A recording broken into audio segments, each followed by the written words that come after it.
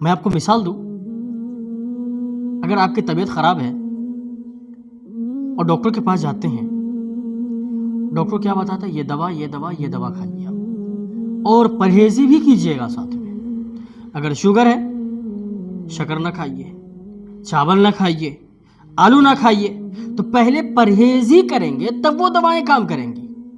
اسی طریقے سے اگر گھر میں برکت چاہتے ہیں، نیند میں سکون چاہتے ہیں، دل میں اطمینان چاہتے ہیں، رب کی رضا چاہتے ہیں، گھر میں خوشحالی چاہتے ہیں، تو آپ کو پہلے اپنی برائیاں چھوڑنی پڑیں گی، نماز کو اپنانا پڑے گا، سنت کو اپنانا پڑے گا، شریعت کے قانون پہ عمل کرنا پڑے گا، پھر آپ کے گھر میں قرآن کی برکت جھوم جھوم کر برسے گی۔ پھر جو آپ اگر قرآن خوانی کروائیں گے اس کی برکتیں لوٹیں گے، پھر آپ جو ہے سورہ بقرہ پڑھوائیں گے اس کی برکتیں لوٹیں گے۔ ملت کے مسلمان ہو، وہ معزز تھے زمانے میں مسلمان ہو کر، آج ہم خوار ہوئے تارک قرآن ہو کر۔ اقبال نے کہا تھا کہ ہم سے پہلے جو مسلمان تھے وہ معزز اس لیے تھے کہ وہ مسلمان تھے، اور ہم اس لیے ذلیل کیے جا رہے ہیں کہ ہم نے قرآن کو چھوڑا ہے، سنت کو چھوڑا ہے، اسلام کے قوانین و ضوابط کو چھوڑا ہے، حلال حرام کی تمیز کو بھول بیٹھے ہیں۔ میں آپ سے سوال کرتا ہوں، اگر میں آپ سے پوچھوں یا آپ ہم سے پوچھیں، کسی سے بھی پوچھیں کہ آپ مسلمان کیوں ہیں، آپ کا جواب ہوگا ہم مسلمان ہیں۔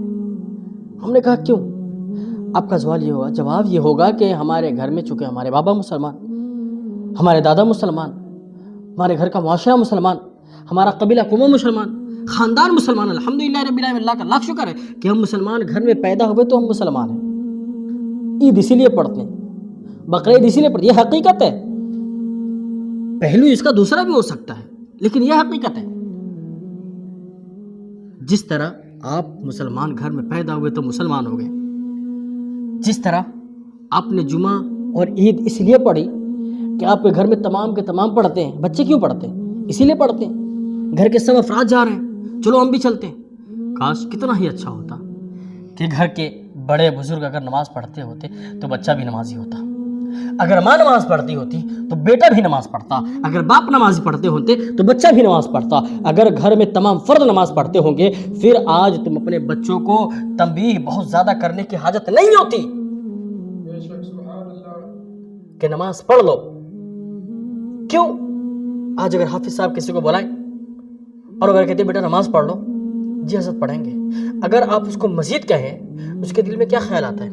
حافظ صاحب جو کہہ رہے ہیں اگر اتنی ہی ضروری نماز ہوتی تو ہمارے ابا پڑھتے ہوتے، ہمارے دادا پڑھتے ہوتے، بڑے کیا نہیں ہے، بڑے اچھے باتیں بتاتے ہیں ہمارے والد صاحب، لیکن نماز نہیں پڑھتے۔ اگر اتنی اچھا ہوتا تو میرے والد صاحب کرتے۔ پروفیسر کا بیٹا پروفیسر آسانی سے بن جاتا ہے، ڈاکٹر کا بیٹا ڈاکٹر آسانی سے بن جاتا ہے۔ کوئی بھی کام کرنے والا انسان، اس کی اولاد اس پیشے میں بہت جلدی کامیاب ہو جاتی ہے۔ وجہ کیا ہے؟ گھر کا معاشرہ ویسا ہے مسلمان۔ آج ہم پریشان ہیں، آج ہمارے گھر میں بددیانتی جو ہے، آج تمام پریشانی، تمام مصائب جو ہمارے گھر کے رخ کیے جاتے ہیں، تمام مصائب، تمام پریشانیوں کی وجہ ہم اپنے معاشرے کی، ہم اپنے دل کی، ہم اپنے عمل کی خود درستگی نہیں کر رہے ہیں۔